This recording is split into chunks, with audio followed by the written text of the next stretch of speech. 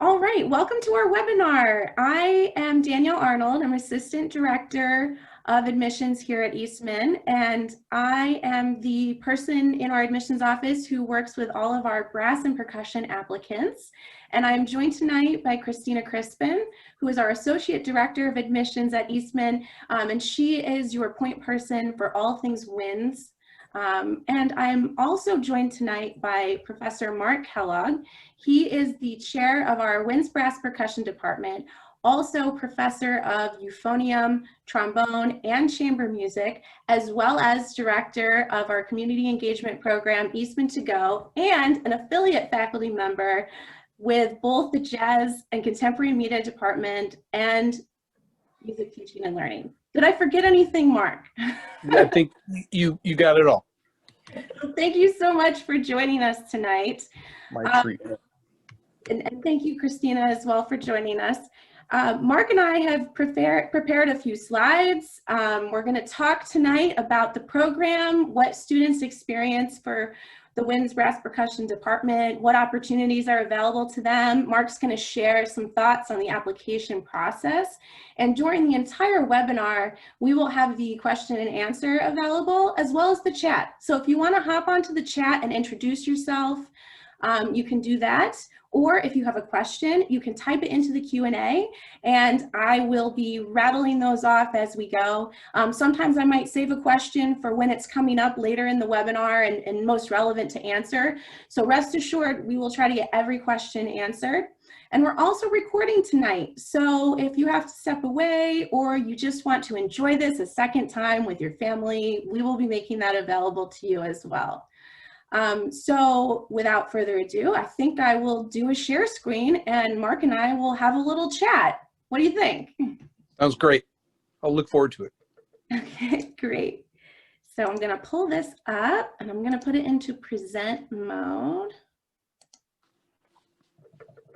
It says I'm sharing. Can you see it, friends? Okay, great. So this is our first slide here, title slide, introductions. We did all that. Great. I'm going to just start us off by orienting everyone to the structure of our presentation tonight, and then I'm going to hand it over to Mark. So what we're looking at right now is a breakdown of how our Bachelor of Music program is arranged as far as curriculum is concerned. And this core curricular breakdown is the same for all majors. So you can see here the options available to you: classical performance, jazz performance, composition, music education, and so on. Regardless of the major, this is really the structure of the program, and you can build it out and customize it in different ways. If you want to do more with music theory, or you want to get more involved with extra performance opportunities, you can always expand on this and do even more. But regardless, again, of what you choose, this is really, the foundation that you'd be building on. So also interesting to point out here at Eastman, regardless of the major that you're pursuing, you'll be studying with our resident faculty members. And I just want to take a moment to hand it over to Mark, if you wouldn't mind. As a resident faculty member, could you explain to us exactly what that means? Yeah, absolutely. Thank you, Danielle and Christina. Great to see you both. And this is going to sound like I've been paid to say this, but I will say this to all our friends who are joining us tonight. Our admissions department here at the school is really second to none. You'll find if you have questions that need to be answered, if you have difficulties or challenges along the way, you'll be met with a lot of friendly responses from people in our office. And I know this is a difficult time right now for everyone, especially those of you who are going through the admissions process right now, but you'll find that you'll have a very supportive group of people here to call upon. So I just want to say that off the get-go, because it's so true. To pick up on Danielle's question, she asked about what it's like to have resident faculty. And I think what she means by that is all of the faculty, not 100%, but well over 95, 96% of our performance faculty here are resident faculty, and meaning that we all sleep in our studios. No, I'm just kidding. It means meaning meaning that we all live in Rochester and we've dedicated our careers to wanting to be here and teaching full time at the Eastman School of Music. So there are other really, really fine schools where the faculty maybe won't be resident faculty, and instead of having a studio rather of like 16 to 20 people, maybe they'll have just 4 or 5 students. So maybe that faculty member comes in, they teach on a Monday, they teach their 4 or 5 students, and then they're gone all the rest of the week, and then they come back the following Monday and they rinse and repeat. That's a fine, it can be a fine experience for some students to have that kind of interaction with their faculty. That can be just great. But one of the things that Eastman prides itself on is that we are all here most of the time. I certainly get out and I do a fair amount of playing on my own. Last year with a faculty colleague of mine here at school, Priscilla UN, we played, I think, 24 recitals last year. So I definitely am out and about and on the road, happily getting to play concerts, doing some recruiting, and also just having a chance to work with colleagues and students in other places. But at the same time, this is my main job, and I'm so proud to say that. So being here, students know that with their performance faculty, their applied music faculty, that if they have a question, they can stop by their studio. I think most of us are incredibly accessible when it comes to being emailed and responding very quickly. Maybe in some cases, if your teacher feels comfortable sharing their phone number, texting and calling is an option. And I know for me, that's something that's very, very important to me, especially, well, for all my students, but particularly the undergrad students who are new to college life. It's important for them to feel like they have that studio tether that keeps them connected to what's going on around the school. So I'm really proud to be a part of a school that values that concept of having resident faculty. That's great, Mark. Thanks so much. Yeah, sure. And that's the perfect lead in to what I wanted to talk to you about next, was the performance requirements. Briefly, our performance requirements will be the private lessons, the chamber music, the large ensemble, all of these things. So when we're thinking about the professor that you're going to work with, we're thinking, who are you going to be seeing once a week, every week for the full program of study? And so I thought, that was really important that you pointed out that, you're resident, but you're also very professionally engaged Yeah. in the music world. So before we get too far into private lessons and studio class, could you just tell us briefly how does that work? So a student gets 14 lessons a semester. What would happen if you had a bunch of professional engagements that semester and some of them fell on a lesson day that you might have already scheduled? Can you tell us that? Yeah, of course, sure. So everyone is entitled to those 14 one-hour sessions throughout the course of a semester. And just as sometimes you as a student will have things that will come up in your schedule that demand some flexibility from a faculty member, the opposite is true certainly as well. And there may be professional engagements that that a faculty member will have. And so, faculty are very good about rescheduling those lessons at a time that's mutually convenient for them and for their student. And I think it's important that, obviously, it's very important that those lessons are all accounted for and made up. But I think it's also important for faculty to leave Eastman from time to time and go out and do professional things that kind of feed their soul and make them even better teachers and better performers. So it's striking that right balance is important, but lessons are made up if someone's out of town, certainly, for sure. Great. Yeah. So what we're looking at now is just a collection of photos from Wynn's Bass Percussion that kind of highlight the experience of being in a studio. So you have your private lessons with your professor, but you're also a part of a group of musicians who share the same teacher as you, and we would call that your studio. So we have a couple different shots here. Mark, what do you think? Do you want to tell us a little bit about what we're looking at here? I would absolutely love to. So within my studio, and I think most studios function this way, all my students see me for a minimum of an hour a week, one-on-one lesson time, and additionally, I have a 2-hour studio class that meets every Tuesday evening, and in that studio class, my students have an opportunity to perform, and the performance schedule is mapped out long in advance of the semester, so people know exactly when they're expected to be playing in the class. And the studio class is not only kind of a laboratory to work on your performance skills, but it's also an opportunity for us to work on ways to give each other helpful and constructive criticism and commentary after we play for one another. So it's not only it's those are both life skills that are important to really polish as you progress professionally. So those are things that are really important. I know certainly in my studio, and I know I'm not alone with that.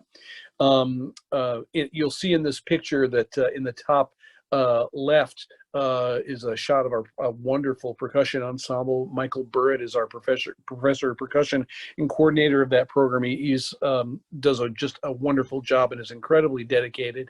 And then just below him, you'll see a picture of our longtime professor of oboe, Richard Kilmer, with some of his students. He's a very beloved faculty member and someone who is known across the world, not only for his great teaching ability, but also to his incredible dedication to his studio.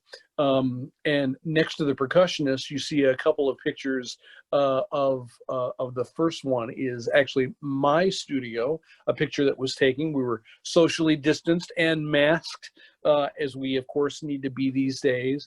And then yeah, and next to that is a picture of my wonderful colleague Larry Zalkin of his studio as well. So and below that is just a screenshot of a studio class that was happening at the time, happening remotely, and that's again of my colleague Larry Zalkin's studio. So suffice it to say, you will have a lot of time with your private lesson teacher at Eastman in the studio, in studio class. And then some of the studios also have ensembles that are attached to them. For example, along with Larry Zalkin, I'm the co-director of the Eastman Trombone Choir. We have a horn choir here at school that's conducted by Peter Kurau, our wonderful professor of horn. A really, truly outstanding group at our school is what's fondly called ESP, or the Eastman Saxophone Project. You'll see that that's noted there just below the horn players there. They're a wonderful group. And then immediately next to them is a shot of a trombone choir concert that took place I think that's from 3 years ago in Kilburn Hall, which is one of our lovely performing venues here at Eastman.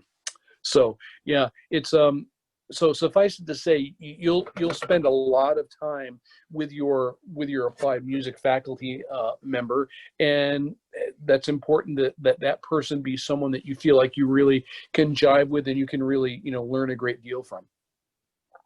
That's great. Yeah. So that kind of leads me to a more admissions related question. A lot of students, applicants or prospective students, as they're going through this process of looking at schools, may want to consider doing a preliminary lesson with a faculty member. Yeah. What advice would you have for somebody who's embarking on that process of potentially trying to meet with different faculty members from colleges across the country? Yeah, I think it's important that everyone do that, and especially one of the few great things about the protocols and challenges that we're all dealing with right now is that in a sad way, it kind of levels the playing field. So by that, I'm not happy about it, but all I mean by that is simply that everyone right now is forced to do just about everything in the type of venue that we're in right now, virtually and online. And at Eastman, and I can talk more about this later, but we're very fortunate to be meeting in person and meeting in live for our lessons and for our ensembles and for chamber music. So we're very fortunate that that's happening. But a lot of places are meeting virtually. And so I think reaching out to faculty members, whether it be at Eastman or at other schools, and sending them a very polite, professional email of where you maybe very briefly introduce yourself and, request, the opportunity to get together for a lesson is a really good idea.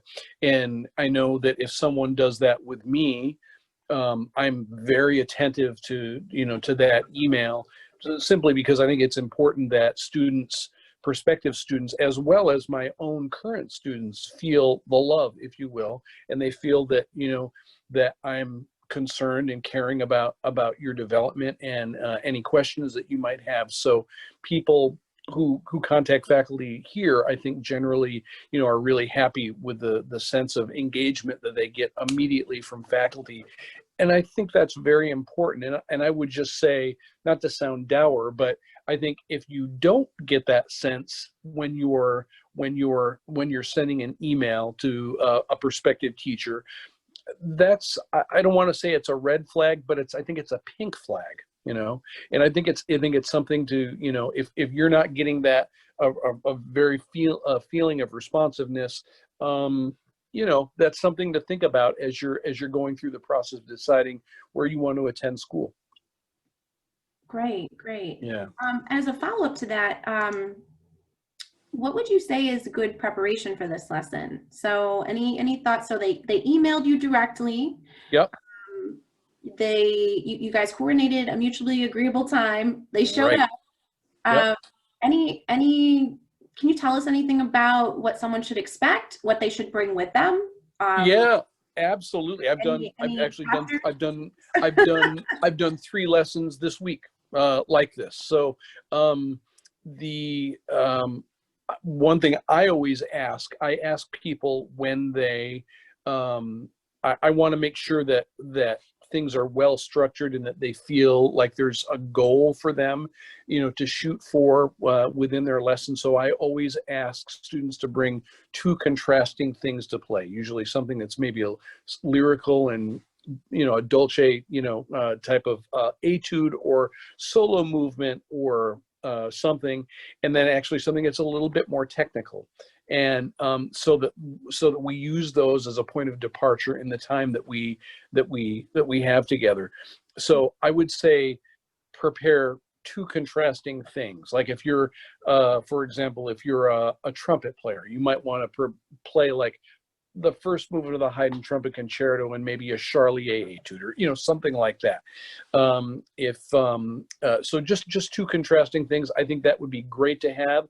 Unless the teacher has specific requirements and requests, of course you would want to honor those. But failing that, I think having 2 contrasting things that you can pull that kind of show who you are is good. And I would recommend that whatever you choose to play, it's not like it has to be perfect, but pull stuff out to play in a lesson situation that you feel like you can represent yourself well, where you feel you can represent yourself very well. It shouldn't be stuff that you're pulling out, shouldn't be something where you're still learning notes or rhythms or whatever, but something, it's not to say it has to be spit polished like you're about to perform it, but it should be something that you feel pretty familiar with. Great, thanks. Yeah. We did get a question too about scheduling with faculty, so I just wanted to answer that really quickly. You can schedule lessons with any of the faculty that Professor Kellogg is mentioning today, any of our faculty in the winds brass percussion department. So for horn is Professor Curo, percussion is Professor Michael Burrett, Larry Zelkin or Mark Kellogg for trombone. Mark Kellogg's also our euphonium professor, so he would be the person to contact directly about that. Don Harry for tuba, Chinquan Lin for saxophone, Benita Boyd for flute, Richard Kilmer for oboe, and Uh, Michael Wayne for clarinet, as well as right, Grant for clarinet. So right. any of those faculty members, their contact list is listed directly, their direct email, I'm sorry, is listed right on our website. So you would just go to the faculty page to find their email and reach out to them directly to coordinate that. Absolutely. And then also George Sakakini, our bassoon professor as well. Yes. Yeah. Oh, so sorry, George. Yeah, absolutely. No, it's hard to remember everybody. Yeah. I was waiting for Christina to stop me and say, "What, one more." Yeah, yeah. No, it's great. Awesome. Well, let's move on. Let's talk about large ensembles at Eastman, Sure. this Yeah. department. Um, Yeah. so my very first question right on the top, tell us how it works. Yeah, of course. So when you're playing when you're an undergraduate student at Eastman, the two kind of linchpins of your performance experience will be lessons, which will happen every semester. And then also you'll be playing in large ensembles for every semester. And by large ensembles, we mean our orchestras or our wind ensembles. So the way it works for wind players is the studio teachers do all of the castings for the concerts. So we'll get a list of repertoire from the conductors of the ensembles, giving with the specific requirements of each piece. Oh, okay, this is a piece that needs 3 trombones and needs 2 euphoniums, or this is a piece that requires 4 trombones and maybe no euphoniums, whatever. So we get that information, and then it's up to the faculty of those instruments to decide who's going to play on pieces. So generally what happens, and there's some exceptions to this, but generally what happens is we don't really have auditions for ensembles at Eastman. There may be studios that may from time to time have auditions, especially if there's a big piece that's coming up. Like if something like Don Juan is coming up, maybe the Richard Strauss tone poem, maybe Peter Krau's horn studio, maybe he'll have auditions for a piece like that or something. Or Till Eulenspiegel, maybe there'll be auditions for a piece like that. But most of the time, the castings are done by the faculty members just with the knowledge of the way their students play. So what happens is there's what we call a pool of players that will play in orchestra, and another pool of players that will play in wind ensemble. And then once that concert cycle, as we call it, once each group has performed one concert, those two groups of players will switch places. So those that were playing in wind ensemble will then play a concert in orchestra, and vice versa. After the second concert or the second cycle is completed, everyone switches back. So you're always going back and forth from playing a concert in wind ensemble and a concert in orchestra, a concert in wind ensemble, concert in orchestra. You're going back and forth. We don't part of and I think it's a real strength. There are many successful ways to do this, but I think one of the strengths of the ensemble program here at Eastman is the fact that actually we don't have auditions for ensembles. I think the mindset is our student population is small enough that, if you will, that ticket has been punched. If you've been accepted to the school, it's not, okay, now you're in the door, but now you have to audition for ensembles and you might not get a spot. We don't subscribe to that. So everyone always has a chance to play in ensembles, and the variety of ensembles of opportunities just within those two ensembles is great. And I would be remiss if I didn't say, that I have an incredible fondness for the Eastman Wind Ensemble, which of course, I guess was founded close to 70 years ago in 1953. And that's an ensemble that, especially as winds and brass and percussion performers, we have a real, that's a very kindred type of group for us to look forward to playing in. And that group is currently conducted, as it has been since 2002, by Mark Scatterday. And that ensemble is made around 55 or 56 commercial recordings through the years. So it's you can go online and YouTube and Spotify and hear all kinds of great recordings that ensemble has done. Neil Verone is the conductor of our orchestra program. and he always does great programs as well. So anyway, those are the two main large ensembles, and that's how they function. That's how you work rotating in and out of those groups. Great. Can you talk a little bit about how they fit over your duration of time? We had a question about how the different class years mix up in the ensembles based on this placement. Yeah. There's Eastman Wind Orchestra, Eastman Wind Ensemble, Right. Eastman Symphony Orchestra, and then Eastman Philharmonia. Right. Well, how does that work across class years? Would an incoming first year student be sitting next to a fourth year student or grad student? Yeah. So the way it works, it's a great question, is freshmen and sophomore, excuse me, and now as we call them first year students, happily, first year students and sophomores play together in ensembles. And those folks play in the Eastman School Symphony Orchestra and in the Eastman Wind Orchestra. And then juniors and seniors and graduate students play in Eastman Philharmonia and Eastman Wind Ensemble, our top groups. Now, there may be, and I've had to do this from time to time, there may be extenuating circumstances, maybe where a junior or senior or grad student will play one concert, maybe in what we call the lower rotation. That's for the younger students. Lower, certainly not referring to the quality level, but just the age range. Mm-hmm. And then conversely, there are times when younger students will play in the upper rotation, but most of the time that breaks down and kind of breaks in that manner. Great. Could you give us some examples of some of the repertoire that's coming up this year or was recently performed?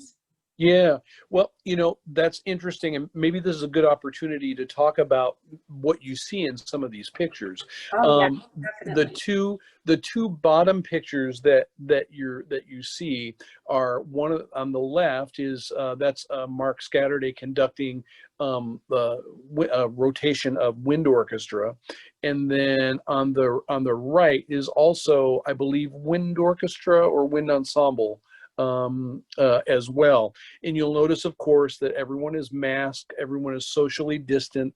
And so because of those particular challenges, the type of repertoire that's been chosen in all our ensembles is made to fit those requirements and those protocols that we have at the school.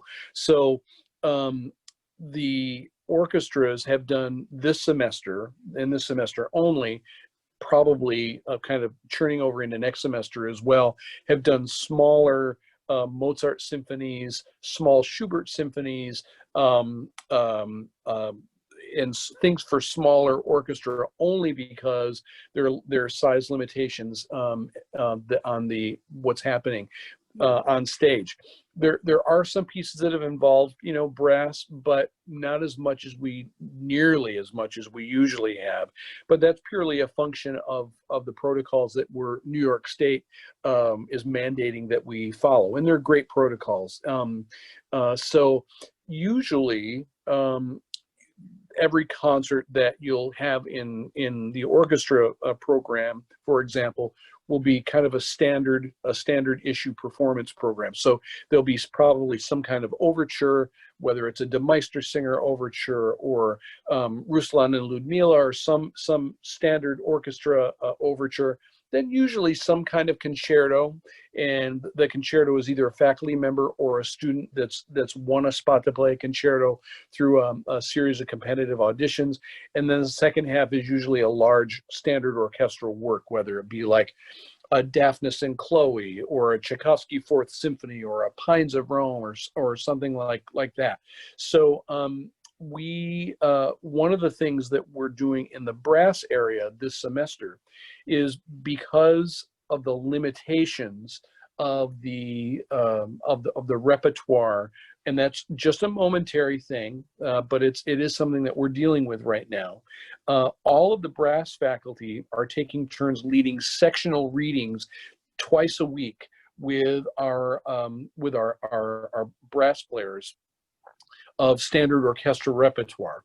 So for 2 hours on Tuesday, the upper rotation folks come in every week and play different repertoire, and then for 2 hours on Thursday, each Thursday afternoon in Eastman Theater or Kodak Hall. That's when people from the lower rotation come in and they do the same. So like for me, the sectionals I've led so far, I did one sectional that was all Wagner overtures. So we did Rienzi overture and De Meistersinger. Another sectional I led was Berlioz overture. So we did Roman Carnival overture and Le Corsaire overture. Those kinds of things. I'm doing a reading of Brahms 2 coming up with our brass players. So we all take turns, just because we're trying to fill that niche and really complement that part of the education that young brass players need to have. The faculty is dedicating themselves and doing these extra things, and I think it's very important for us to be doing that right now. Yeah, that's great. It's great to hear that they're trying to think outside of the box to all this. Yep. That's awesome. We did have one more question on large ensembles before we go to the next slide. Sure. How often does Eastman Philharmonia perform? What would you say? Is it? Yeah, so if you think of a semester as being 14 weeks, usually the first week of the semester, people are kind of still getting settled, and so usually large ensembles don't rehearse. And then at the end of the semester, of course, it's, you're very close to final exams. So I like to think that the semester, as far as performances go, is really kind of 12 weeks long. So each large ensemble does four concerts per semester. So that means that you have 3 weeks of preparation or 9 rehearsals. Sometimes it's a little less, but usually it's between 7 and 9 rehearsals to get ready for a given concert. Perfect. Yeah. That explains it. Thanks, Mark. Yeah. So moving on to chamber music. I'm going to start with the same question. So this is another requirement of the degree program. Right. Tell us how it works. Sure, absolutely. So for winds, brass, and percussion students who are applied music majors, and you may think that that's a bit of a curious kind of title for us. We don't call it performance, it's applied music. And this is my 30th year actually of teaching at Eastman, and I also went here as a student. And so I always, as a student in my early days teaching here, I thought, why don't we just call it performance? But applied music is actually very applicable to, no pun intended, is very applicable to what we're hoping to prepare you to do, which is we're going to offer you all these types of courses, all this type of great performance experience in our ensembles or in our chamber groups, and we want you to apply that in a way that's going to be most meaningful for you. So when it comes to the chamber music aspect of applied music, you're asked to play in a minimum of 4 semesters of being in a chamber music group.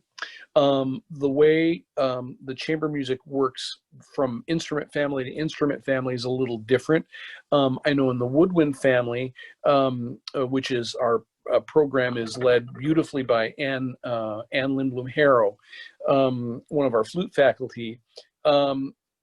People are assigned to be in a woodwind quintet when they're first year students. And if the chemistry is right, oftentimes that group will stay together. In the brass area, it's not better or not worse, just a little different. We've come to the conclusion that it works a little better for our students if they self-form their groups. So that's what we do in the brass area. Saxophones, I think Professor Lin, Shenquan Lin, I think he's actually kind of hands-on about piecing quartets together. There you see one of our really, really great saxophone quartets in the top right, the SIO saxophone quartet. And that's actually a really good segue for me, because I had the good fortune the last 2 years to work with them as the director of a program that we have here at Eastman called Eastman to Go. And Eastman to Go is a program that operates in the spring semester every year. And it's an opportunity for students to learn how to go out and play concerts for different types of audiences.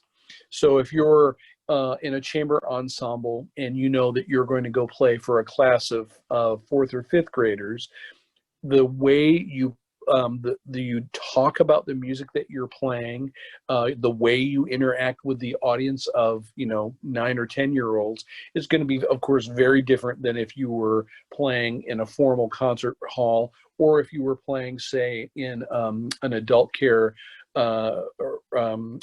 facility or a retirement home, or if you were playing in a homeless shelter, or if you were playing in a soup kitchen, all of which are venues where our groups play.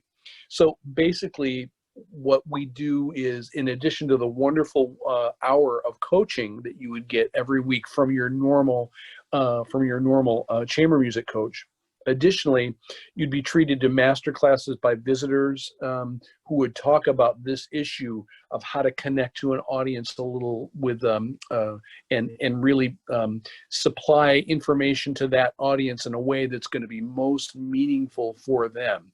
And I think sometimes as performers, we think so much about what we have, very understandably, we think so much about what we have to do to be successful, that we sometimes neglect to think what the audience kind of needs from us. So one of the things that Eastman to Go really aims to do is to kind of put performers in the shoes of the audience and say, okay, what really is going to be most resonant for a fourth and fifth grader for me to go in as I play for them? What's are they going to want to know all about the ins and outs of the biographical information of a given composer? Maybe, but probably they won't be as interested in that as knowing how your instrument works, knowing how what you do may connect to something that's in the world of those fourth and fifth graders. So I think it's a great way to build empathy as a performer for the audience. And I promise you that it's a life skill as a professional musician that you will draw upon. It's just really important to be able to have that sense of how to speak to an audience, how to organize your thoughts, how to speak in a way that's going to be meaningful for the folks that are in the audience. So anyway, that's a very important part, to me at least, of what I do in the spring semester of every year. And whether you're in Eastman to Go or whether you're just in a regular chamber music group, which is also great, you get one coaching you get 12 coachings throughout the course of the semester, and those coachings are all 1 hour in length. And the head of each division within our chamber music department, so winds, brass, and string, piano, they assign coaches for each group. So, and you can make a request if you have a specific coach that you're interested in working with, and they try desperately to honor that if they can. But that's how coachings work. That's great. So Yeah. you had said that the requirements are 4 semesters. Right. What if you're really into it? What are the options for going beyond? Can you continue to take it beyond the requirement? And Yeah. else you can do if you really, find a love for chamber music here at Eastman? Yeah, absolutely. You're invited to take, you could take 8 semesters of coaching if you wanted to with your group that you may be in. And that group may change. Maybe your freshman year, if you're a trombonist, you'll play in a trombone quartet. Maybe your sophomore year, you'll play in a brass quintet. Maybe your junior, you're playing a brass trio. So you don't have to feel locked in throughout the course of your undergraduate or graduate degree with one group. But one of the things that we have through our in the winds, brass, percussion, and actually strings and piano department as well, is we have a chamber music certificate you can a program that you can audition to be a part of. The group that's on the bottom right there, the Sequoia Winds, they're actually in our chamber music certificate program right now. So one of their requirements for the program that they're in is to be in Eastman to Go. So I'll have the good fortune to work with them in the spring semester with that program. And our chamber music certificate just honors people's interest and ability to just try and make the most that they can out of a small group on experience. Great. So we wanted to just take some time, you and I were talking before about, Yeah. as we wrap up the performance component of the degree, what are some other performance opportunities that you can take either for credit or not for credit, or that you see Yeah. our Winds Brass Percussion students taking advantage of during their time? Yeah. So Eastman is really blessed with a fantastic jazz program. And usually, give or take a little, we have about 45 to 50 majors in that program across all the degrees, undergrad through doctorate.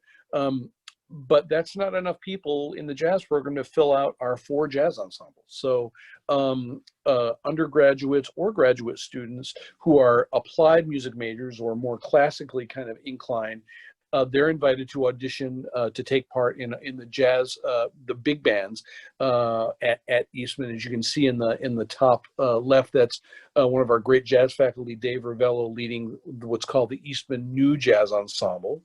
And that's a room in Messinger Hall, which is lovingly referred to as the fishbowl, because the fishbowl, because as you can see, there are lots of windows, and that room is at street level, so there are people walking, back and forth by that window all the time.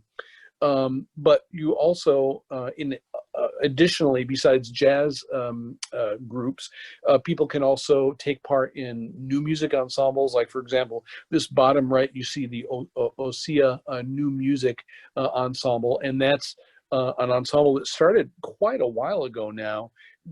Was kind of an outgrowth of our Musica Nova ensemble, Musica Nova, a new music ensemble that meets and performs 2 concerts per semester. You occasionally, as an undergraduate or graduate WBP student, would be assigned to play in that group. Osea is like Musica Nova, except it's student run and student directed. Students choose all the repertoire, and invite people from the school to participate. There's also another group that's I'm always astounded by here at school, called the Empire Film Orchestra Ensemble, and that's again a student-run organization where the concentration of that particular ensemble is, as you would guess, is movie for cinema, music written by composers that oftentimes will write for the movies, even if it's the music that being played isn't specifically for a movie, from a movie score. And that's, again, a great opportunity for students not only to play but also get involved with leadership positions and kind of develop a little bit of an entrepreneurial spirit that you really need for a student-run ensemble to be successful. Yeah, I also added in here, and maybe you could touch on this too, the idea of non-degree recitals. So Yeah. cultivating your own recital based on your interest. And I've seen someone play half of their recital on a mandolin, and I've seen a water paint color to music, and there's really a lot of opportunities for students to really explore and then put on display some performances that are of interest to them personally. Yeah. Do you mind telling us a little bit about non-degree recitals at Eastman? Yeah, certainly. So there are, of course, degree required recitals that we all play while we're in school. Usually, those come near the end of our degree sequence. But along the way, one of the nice things about Eastman is that there are a number of very nice performing venues: Hatch Hall, Kilburn Hall, Howard Hanson Hall. And then sometimes even people will use what's called the Ray Wright Room, which is a large ensemble rehearsal facility here at the school to do non-degree recitals in. So non-degree recitals, that's something that you can certainly work out as far as the programming and kind of the emphasis of the recital with your studio teacher. But I know for me, I require each of my students to do at least one full recital each year. So whether it's a degree recital or not, this, because of the health challenges that we're dealing with this year, I can't really require my students to do that because hall availability is very different because of the protocols that are in place. But in a normal year, I know in my studio, every student would play at least one full recital per year. Oh, that's great. Yeah. Well, we just wanted to touch on one more thing about the curriculum before moving into the application process and kind of picking your brain about that. Sure. This is the non-music side of the curriculum, and I just wanted to walk everyone through this before we move on. And we did get a couple questions related to this, so I'll address those now as well.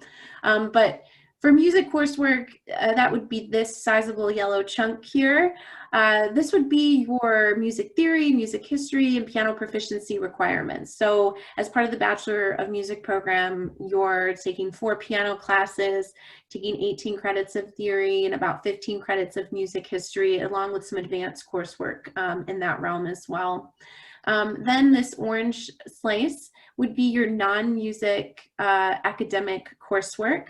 At Eastman, that ends up being 1 class each semester that is non-music in nature. And the choice is yours with the exception of the first semester. The first semester, you'll have an option to choose from a number of different topic writing courses called our writing seminar.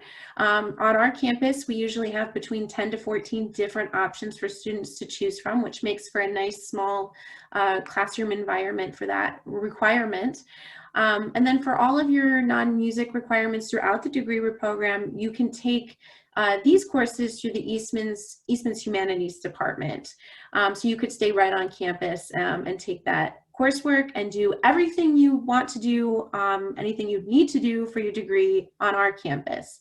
If you're interested in exploring other topics beyond our humanities offerings, so we have languages, English, we have some politics courses, history, I think we even have a photography course offered here on our campus.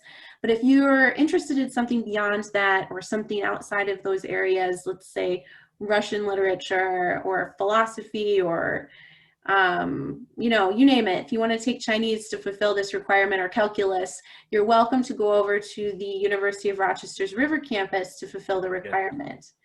You can even group those up to a minor without having to apply to the University of Rochester.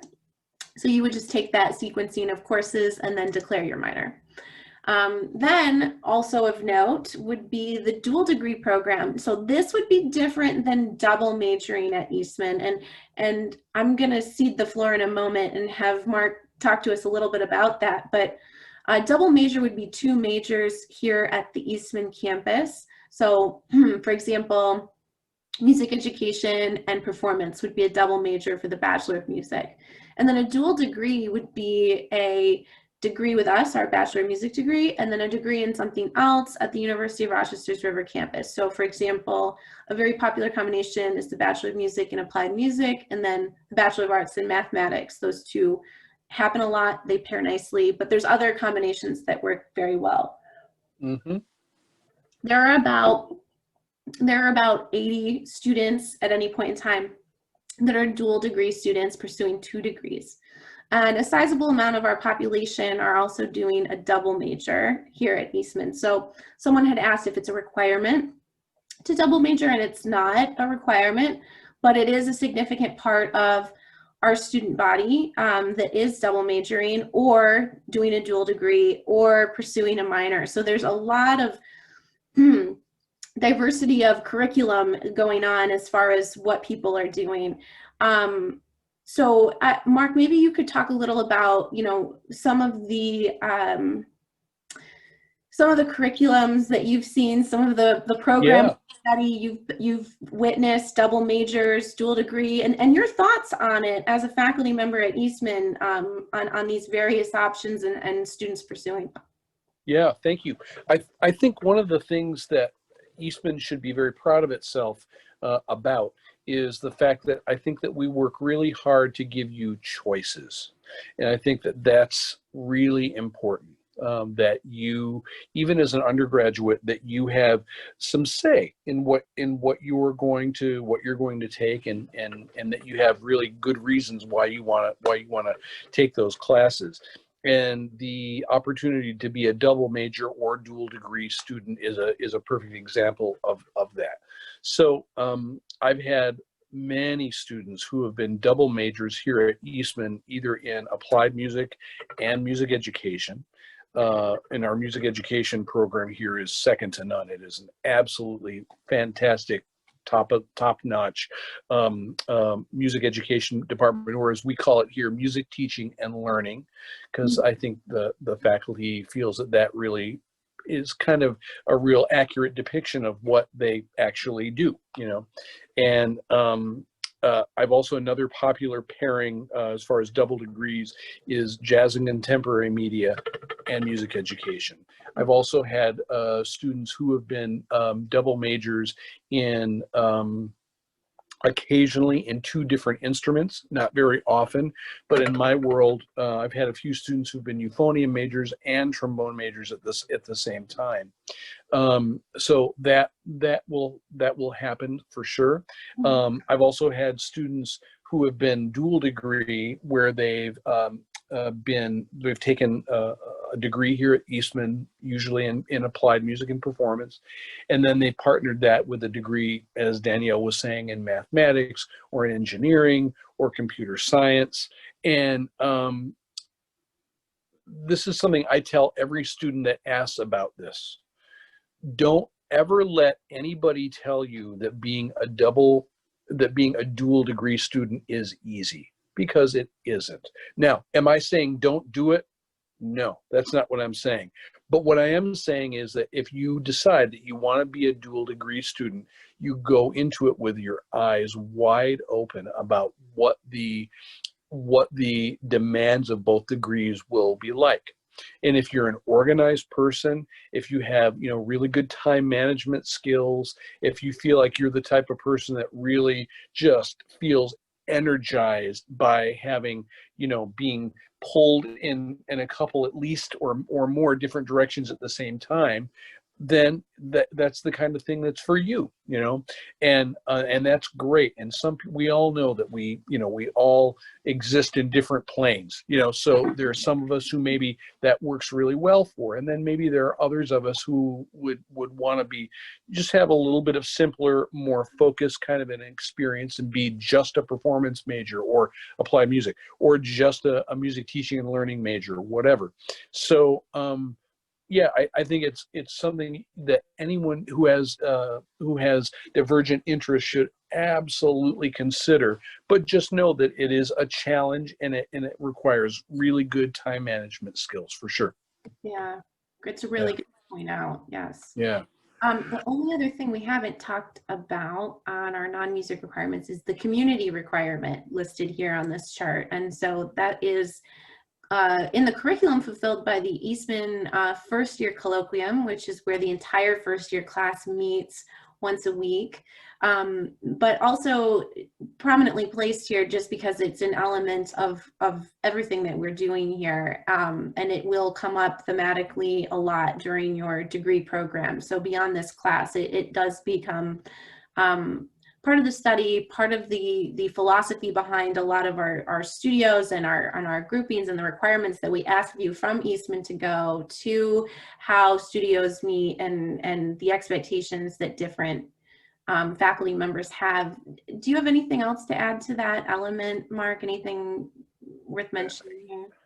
Yeah, mine's a little more amorphous, but I think it partners really well with what you said, in that one of the strengths, I think, and I've always felt this way about Eastman, is that it's a very, very warm environment. It's a very caring environment, and that's generated, I like to think, by the faculty, but also by the students, certainly by our great staff and administrators as well. But I think there's a sense of community, and I think there's a real recognition that music, like any other medium that you're involved in, whether any other academic pursuit, really is about relationships, and it's about developing, relationships, whether it's with conductors, with your colleagues in your studio or other studios, whether it's with administrators, whether it's, no matter who it's with your teacher, of course, with your chamber music coach. Developing those relationships is what really builds community. And I think Eastman really supports that, wholeheartedly. And I think it's one of the strengths of the place. And when we have in-person audition days, and that's something we'll certainly be back to as soon as we possibly can. I think one of the things that people always talk about is the fact that people are genuinely very helpful. They're supportive of one another, and you don't find that always at every arts-driven school, whether it be a school for acting or dancing or other music schools. Some you do, certainly, but others it's maybe a little more siloed and a little bit more kind of every person for themselves. And it's definitely not the case at Eastman. Yeah, as you were talking, it reminded me, I found some pictures from our auditions from last year, and Oh, great. Slideshow here, because you were talking exactly about what I wanted to go to next. So great. So this year, auditions are going to be remote. They are going to be supplied to the application and recording. Different instruments will have different deadlines. So you're going to want to refer to the repertoire requirements on our site for the recording deadline. All application materials are due December 1. So once you've submitted your application materials, there will be a link that remains available on your status page where you can click. It's Edit Portfolio, that's the link. And you can click that all the way through to your deadline of, for example, trombone is December 15 to get all of your audition materials in there. And then after you've submitted everything, our faculty members are going to have a listen to all of the recorded materials. And then we're going to go and invite folks back for some remote interactions with faculty members. And each instrument area is customizing some interactions based on what will work best for the applicants that they're seeing. So some people are doing some interviews, some are more masterclass setup. Some are sort of like a mini lesson where you're going to be asked to potentially bring your instrument along. So it's just going to vary from instrument to instrument, and you'll be receiving more information about that in January. But I wouldn't want anyone to be blindsided by an email saying, all right, you've been invited for an interaction. So that's coming up. But since we have Mark with us tonight, I wanted to pick his brain about auditions from a faculty perspective as someone who listens to auditions every year. What makes a strong audition? What makes a strong recording? Tell us a little bit about some things that we can keep in mind when preparing auditions. Yeah, great question. And of course, it's a little different now because everything is done, as you said, is done remotely. But I think one thing that is one of many things that actually is similar is repertoire selection. You'll on our website for audition information, there'll be specific things that are listed for some instruments, more general things that are listed for maybe some other instruments. When you have a choice about what you want to play, make sure that you choose something, and this is going to sound really obvious, but make sure you choose something that you can play really well. Now, you may say, well, no kidding, Mark, but I'll tell you why I say that. I think sometimes students kind of labor under this misconception that we want to hear you play the most difficult music imaginable. Yeah. And so what happens is people come in and sometimes will sadly think that they're being impressive by playing really difficult music, but maybe they don't play it super well. So instead of giving us an opportunity to hear you play your best, which is what we're always rooting for, that you're going to come in and play your best and make our decisions really difficult about who to admit to the school. That's our preference. oftentimes people will come in and they'll play music that they'll think will be impressive because it's difficult, maybe even more difficult than they can currently play. So that's something to consider for everyone, is to play things that are a natural reflection of who you currently are as a musician, not of who you want to be, but of which is great. That's good to have those aspirations, but that it reflects who you currently are and what your level of preparation and experience is to this point. That's great. Yeah. I get the question, do you sort of differentiate, like if someone uploads a recording that was in a studio versus in a living room, or I know that's really, two differences, but could you talk specifically about from your, we're going to be doing a webinar on Saturday about recording tips for people who are recording auditions, equipment that you can kind of have on hand and suggestions Sure. of your space. But I'm saying from the perspective of someone who's listened to many auditions, Yeah. is there a major advantage, one or the other, and sort of how are you listening to these when they do come through? Yeah, I think when we're listening to auditions that are recorded and video recorded now, certainly as well, I think whether it's recorded on relatively modest equipment, or it's recorded in a concert hall or a big church, and if you have wonderful top-notch equipment, with either of those two extreme scenarios, we can get a pretty good sense of how you play. And so don't feel that you have to like rush out and buy like $2,000 microphones and like the most expensive recording equipment. Having good quality stuff never hurts, don't misunderstand. But I think that most of the time the faculty is going to be able to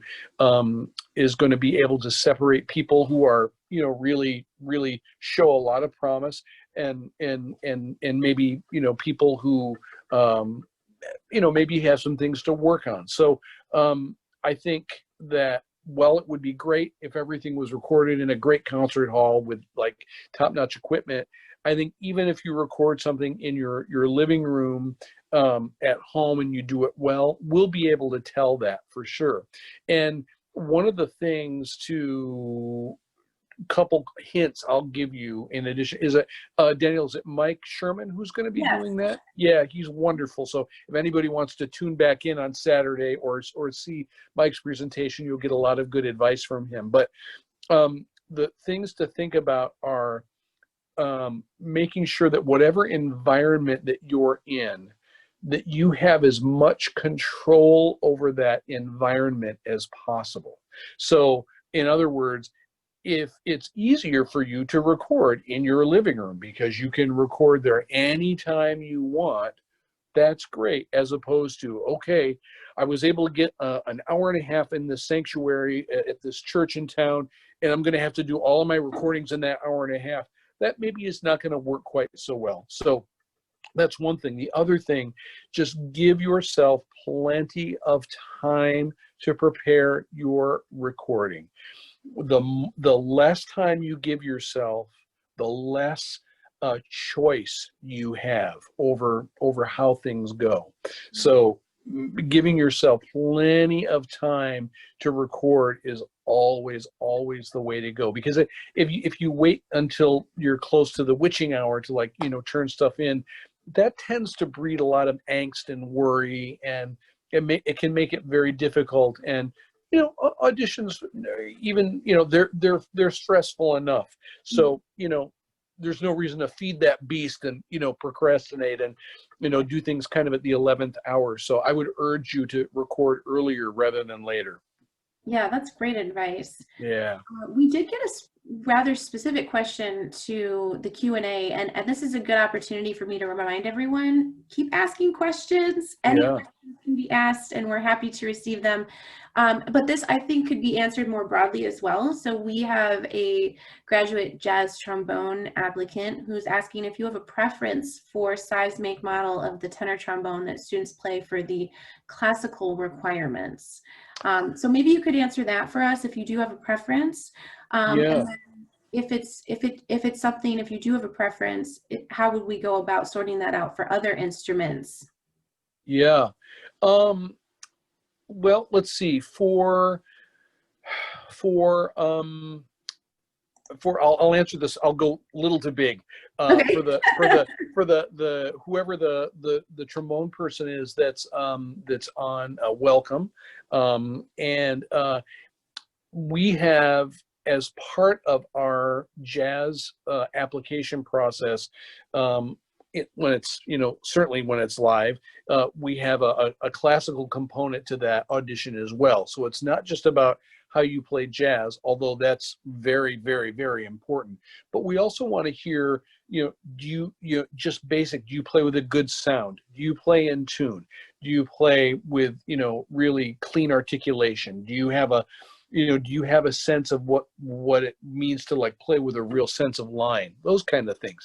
And you can demonstrate that in a lot of different ways, and you can demonstrate that on a lot of different instruments. So I would say that if you're preparing a classical component to an audition, certainly now online, and you're used to playing that music on a larger bore instrument for trombone, I would say to play it on a larger bore instrument. And then if you're used to playing jazz on a smaller bore instrument, then play the jazz component of your audition on that equipment. So just like, actors never wear the same costume twice. They're always changing because they have to have different have different outfits depending on the role that they're portraying. So the same thing is true for us when it comes to equipment.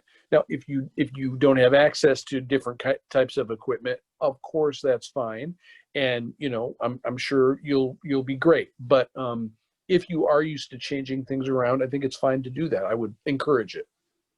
Great, thank you. Yeah. I would get the sense that the answer might be similar from other faculty members in the Wisconsin Percussion department. Would you think that's your assumption? I think that's a very fair assumption. Absolutely. Yeah. Great. And before we sort of wrap things up and make a final call for questions, I just wanted to put this up here as sort of a reference. If you are working on an application now or kind of getting your head around the process, this is just a checklist of all of the requirements that you would need to submit to be considered. This is specifically geared towards undergraduates, so there are some subtle differences for graduate applicants. I know we obviously have at least one in the audience tonight, but they're not dramatically different. So if you're thinking like a master's of music, you can expect similar requirements: your transcripts, personal statement, letters of reference. For our undergrad applicants, for your letters of recommendation, we would really like to see 2 from musical sources and 1 from a non-music academic source. And that's really important because we like to hear how you're managing curriculum that's not music, that you are prioritizing some academic study as well as your music study. And then for graduate students, we don't have specifications for the master's program as far as that's concerned. So just people that can speak to your capacity for graduate study. Then on the right, I have our admissions timeline. As you can see, applying to a music school is quite the extended timeline.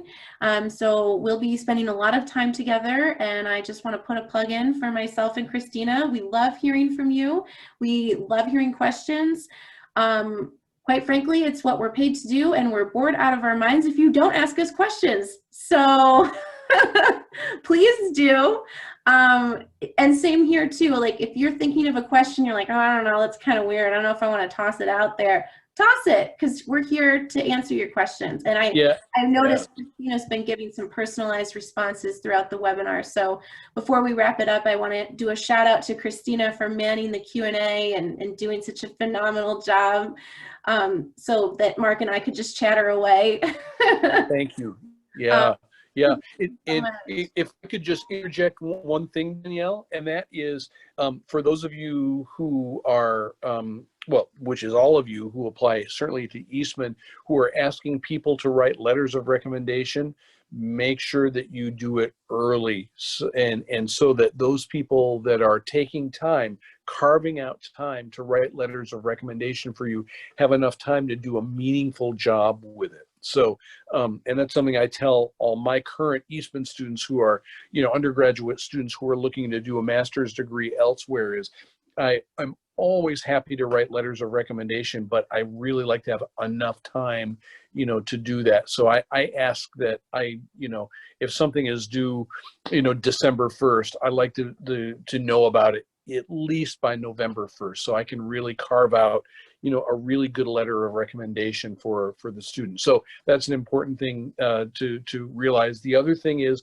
yes, this is a music school, but getting good grades matter.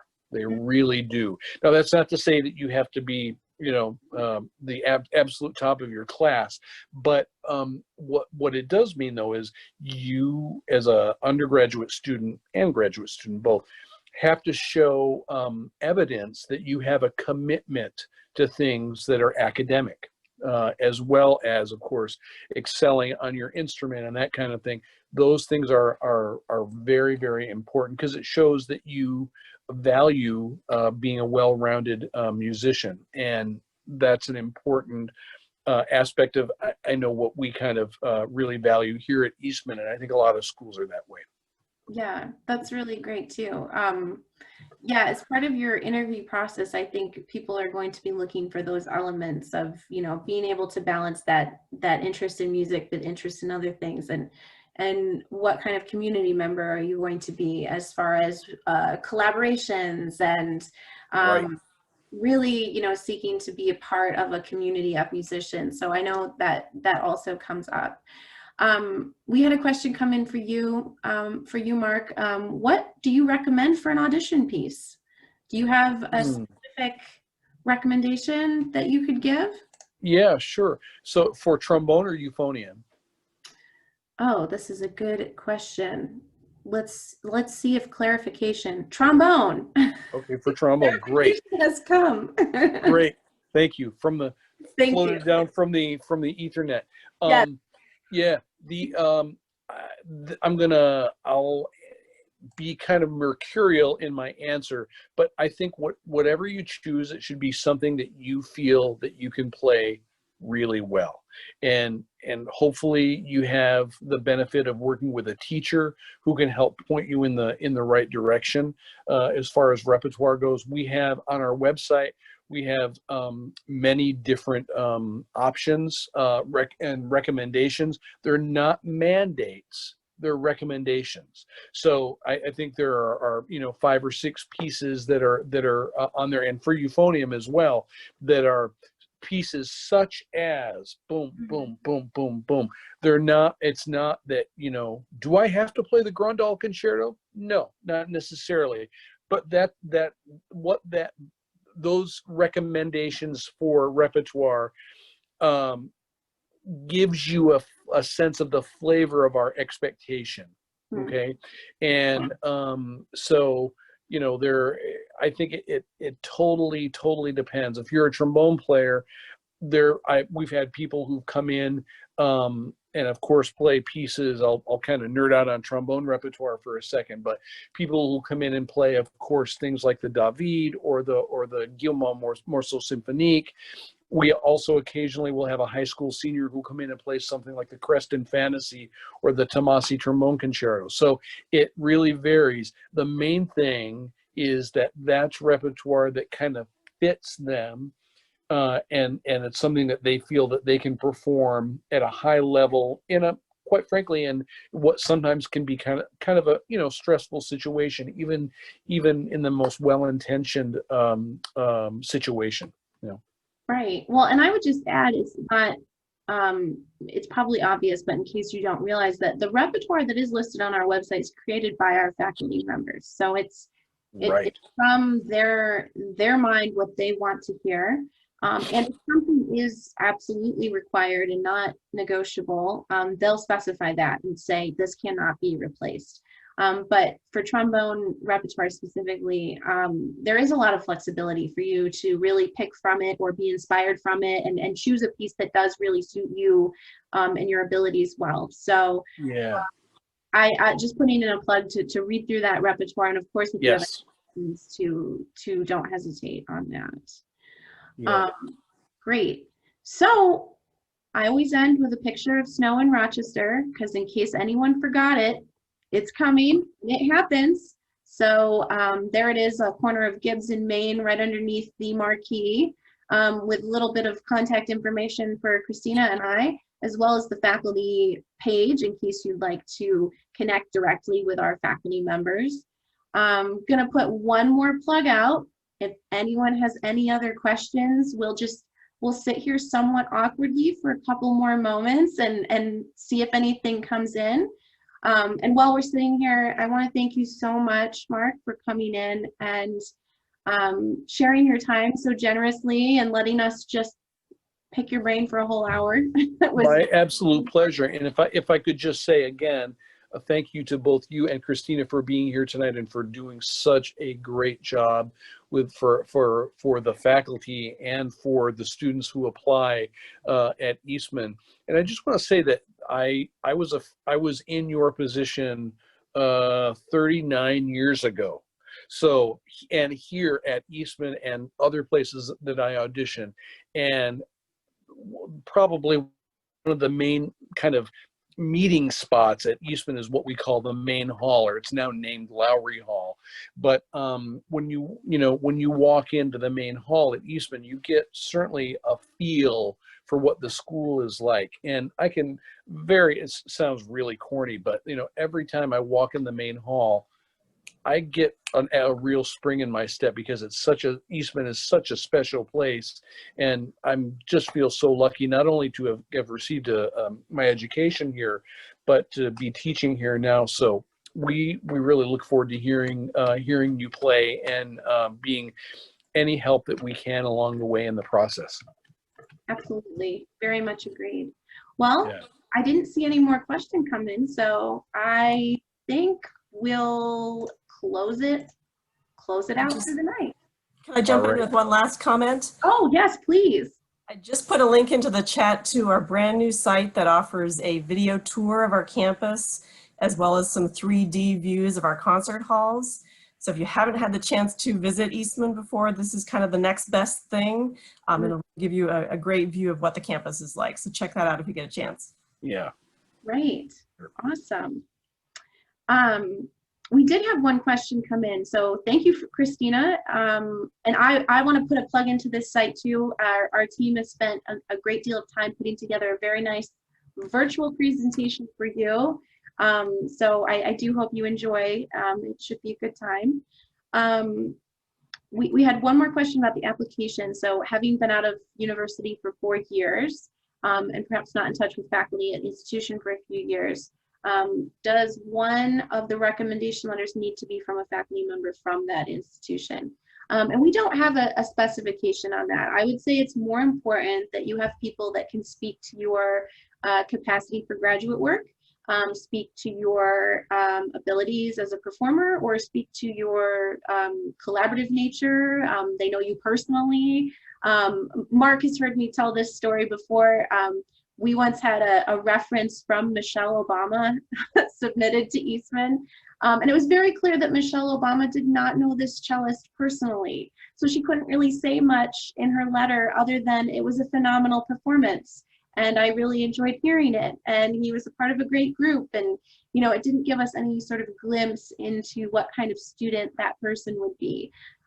So again, we don't specify it. I would say just when you're thinking about who you want to recommend you, someone who knows you well enough to speak to your capacity as a student would be a good choice. And it doesn't have to fall into, professor or, person this, or, married to the president of the United States. It could be any category, really. Yeah. And a good recommendor will tell you whether they feel comfortable fulfilling that role. I've had a couple students even this semester, not from my studio, but other students from across the school who've asked me to write letters, and I've just had to say, you know, I'm rooting for you, but I don't really know you well enough to write an adequate letter on your behalf. So maybe I'm not the right person for this. So, you know, choose wisely. But that being said, a good recommender hopefully will be able to clue you in about that.